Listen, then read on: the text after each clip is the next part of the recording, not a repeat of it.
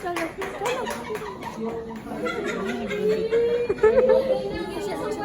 ka yan? Diyan lagi tanong sa akin. Ba. Ano?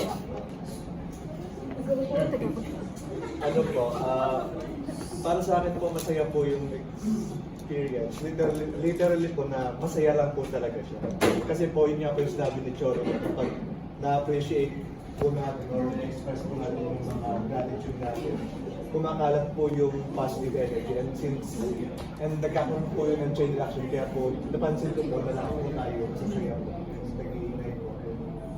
Yun po, since para sa akin po maganda po siyang laging gawin, mas normalize po para nga po mas Normalize.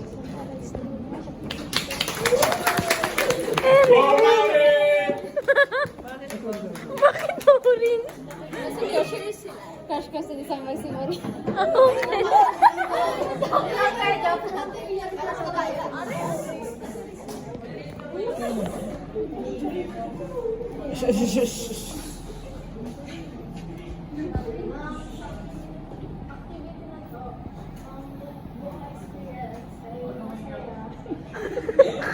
Tao lang kami ng tao and sabi namin sa hotel kapag na-appreciate yung bagay is